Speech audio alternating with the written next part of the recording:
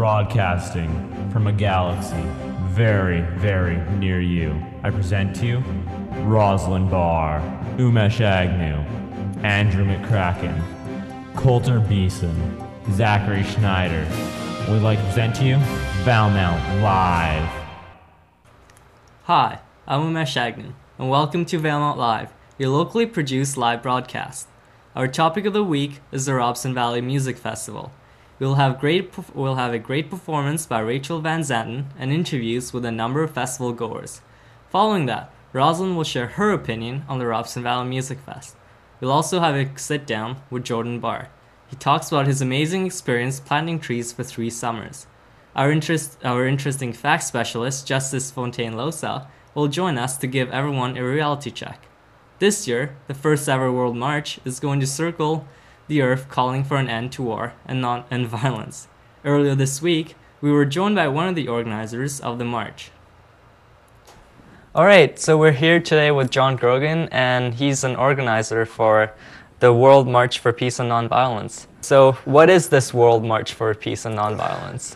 Well, it's the first time in human history where all of humanity is going to get together, raise their voices, and say enough is enough with regard to war and violence and the threat of nuclear holocaust. So who came up with the idea of a March for Peace? There's a group, they call themselves the Humanist Movement. And I don't know a whole lot about them, except that one of their premises is that every human being should be able to reach its potential, its capacity. And I think that war and violence prevent a lot of people from being able to reach that potential. Right. There's 2 different kinds of violence, really. There's active violence, shooting and hitting and stuff like that. But there's also a passive violence of allowing a world where starvation and human dignity is threatened. Right. Okay, and so when is the march happening then? Right. It begins in New Zealand on October 2nd. That's Gandhi's birthday. There's a statue to Gandhi in Wellington, New Zealand. Right. It's going to go through 100 different countries on 6 different continents. There will be some presence in Canada, but I would have liked to have seen it travel right across Canada, but apparently that's not in the cards. Huh. But there will be something in Toronto and in Vancouver. It will end 3 months later in Argentina, in the high Andes.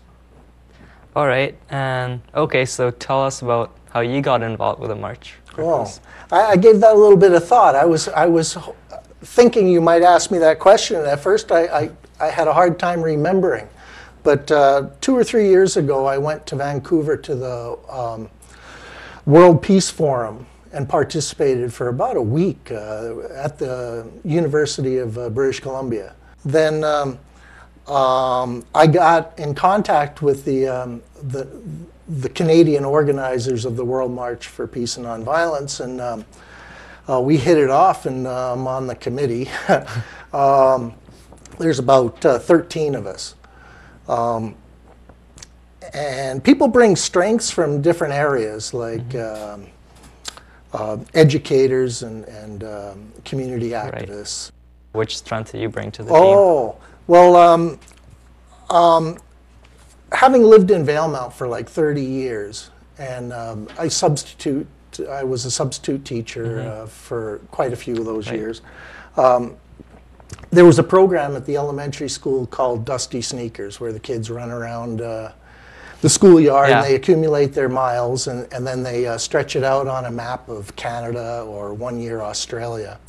And it seemed to me that children have a very important role to play in discovering a culture of nonviolence. And we need to nourish that. And so there's an opportunity to have a program called Dusty Sneakers for Peace and Nonviolence. So that's what I brought to the table. I've had all kinds of really encouraging response from countries like Liberia, South Africa, Nigeria, Israel, Argentina, the United States. And these people are young enough and have enough energy that they're going to their governments and to their ministries of education, et cetera, and getting the word out. And that's something that I could not possibly be able to do as one individual. So I see it as a team effort now, and I'm really encouraged. Okay. And so yeah, so the World March for Peace is happening, and what can residents of Valemount do to contribute to that? Oh, well, they could contact me if they want further information, and maybe we can put Valemount on the map. People should definitely go and visit theworldmarch.org on the internet.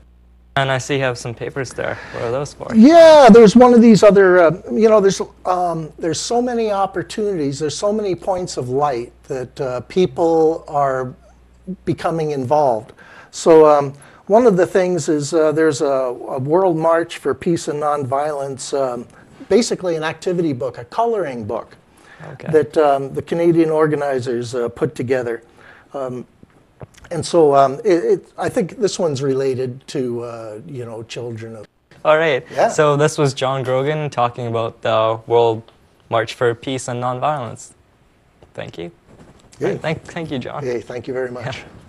As John Grogan was saying, if you want to know more about the organization, go to worldmarch.ca.